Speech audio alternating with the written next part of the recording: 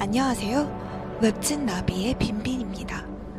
오늘 함께 읽으실 책은 경향신문 작업복 기획팀이 쓴 당신의 작업복 이야기입니다. 취업난이 심각하죠. 예전에는 이 나이까지도 일자리나 진로 문제를 고민하리라고는 상상도 하지 못했었는데요. 친구들을 만나면 그 어느 때보다 요즘 진로 변경에 대한 고민들이 깊은 것도 같습니다. 예를 들어 9to6 업무 대신에 야쿠르트 배달이나 정수기 점검 일을 하면서 업무 시간을 줄이고 내가 정말 하고 싶었던 일을 해보면 어떨까 고민하기도 하고요. 도배나 목공, 용접 같은 손 노동을 배워서 AI가 인간의 일자리를 위협하는 이때 장기 지속할 수 있는 기술을 준비하려는 이들도 많아지고 있습니다. 분명히 예전 같았으면 아니 대학까지 나와서 젊은 사람이 그런 일을 하면 쓰냐는 반응이 있었을 텐데 사실 요즘은 그런 반응은 별로 없거든요. 긍정적인 인식의 변화를 느끼기도 하고 그런데 그만큼 노동 현장의 변화도 있었을까 의문이 들기도 합니다. 작업복을 화두 삼아서 노동 환경 문제와 안전 그리고 차별 문제를 밀도 있게 조명한 책입니다. 경향신문 작업복 기획팀 지음 2024년 5월의 본편엠 당신의 작업복 이야기 제1장 오물을 뒤집어 쓰는 옷 함께 읽어보시죠. 맨홀 아래에서 일하는 사람들의 이야기는 어때?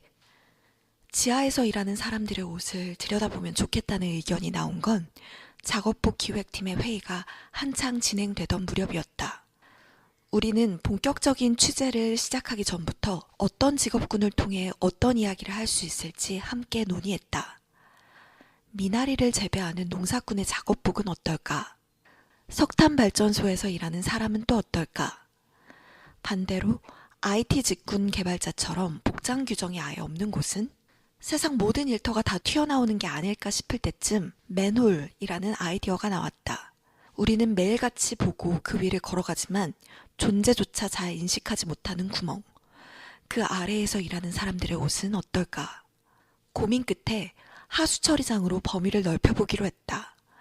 맨홀 아래 하수도관을 따라 흐르는 물은 어디로 흘러갈까? 물은 어떤 작업을 거쳐 방류될까? 거기서 오수를 직접 다뤄야 하는 작업자들은 무슨 옷을 입고 일할까? 서울을 비롯해 수도권 곳곳의 하수 처리장에 연락했다. 하지만 대부분 취재 요청을 거절했다.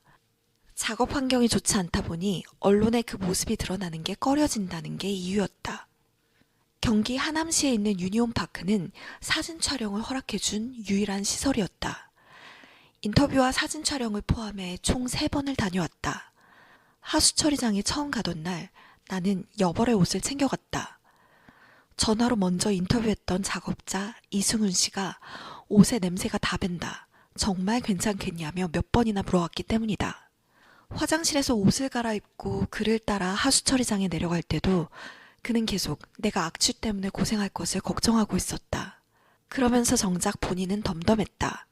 작업 과정을 설명하는 와중에도 목장갑 하나만 끼고 아무렇지 않게 오물을 만졌다. 고작 몇 시간 둘러보기만 하는 주제에 나 혼자 유난을 떨어댄 것 같아 머쓱해졌다. 하수 처리장의 구조는 예상보다 훨씬 더 복잡하고 어려웠다. 사람 키를 훌쩍 넘는 크기의 파이프 사이사이를 가로질러 가는가 하면 쇠판으로 된 사다리식 계단을 밟아 오르락 내리락 하면서 기계를 점검해야 한다.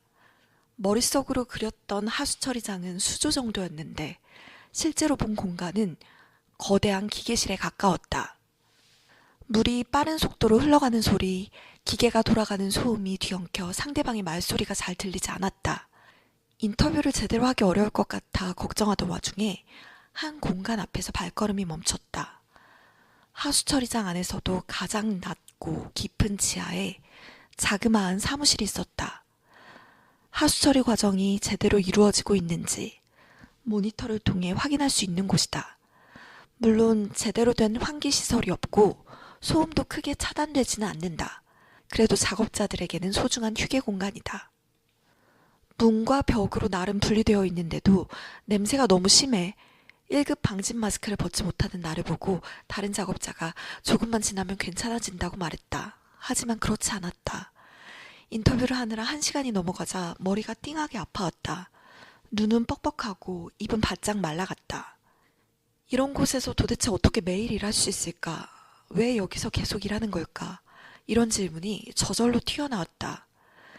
이승훈 씨의 답은 간단했다. 좋아하는 일이라서 그렇다고 했다.